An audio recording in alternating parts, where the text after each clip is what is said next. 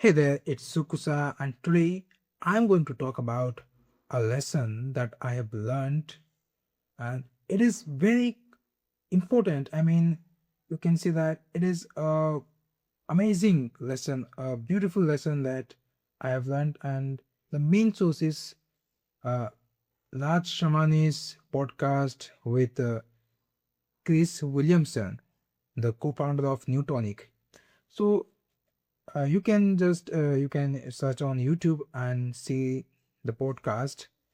Well, so in that podcast, Chris Williamson mentioned a very beautiful thing, and yes, it is my real lesson that I've learned from it. Well, in that video, they have talked about a lot of lessons and a lot of strategies, many things, but one thing just caught my attention, and that is strategically managing your suffering. Yes. Well, if I break it down into very simple meaning, then it will mean like just replacing the painful or the suffering of your actions into more enjoyable or more rewarding. For example, I am studying right now. Let assume I am studying right now, or let assume that I am doing exercises, or I am going to gym or doing bicep curls, doing the exercises, and I'm feeling really pain, and I don't have any motivation to do that. I really struggle. I'm really struggling, and I'm very suffering to do that.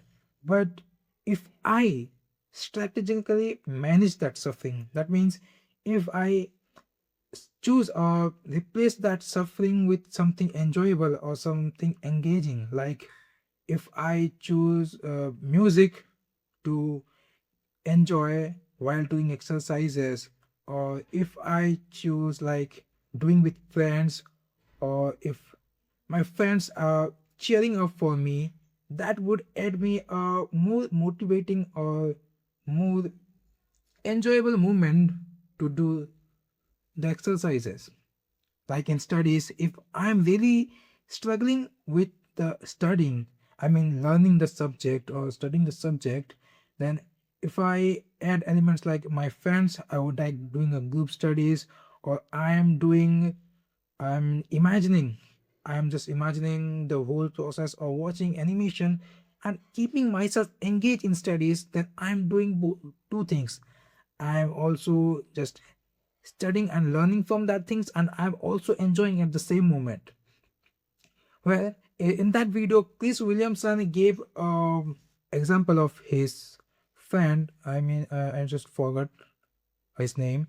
Something that is lost. He's I don't know, but he's a great swimmer, and he his friend told him that he was able to strategically manage his suffering, because since he was a swimmer, he had to swim a long distance. So along that, he have to maintain his energy. He have to just suppress his pain. So in order to do that, he strategically manage every single thing by improving or enhancing or just replacing the thing. For example, uh, in order to swim a long distance, obviously he will require a lot of energy, and a lot of energy depletion will occur. So he drank energy drink and took a high glycemic food, so that it will give him a lot of energy, and also it will cause a lot of pain. It will give the swimming will give him a lot of pain. So he thought that in mid of swimming, he will think a lot about his families or a joyful moment, so that those moments will give him more pleasurable moment. The pleasurable things, and that things will give him more pleasing. It will make him more enjoyable, so that the pain will subside. The pain will be able to suppress, and he will able to keep moving forward. So this is very helpful for every people who are struggling for building discipline or any habit.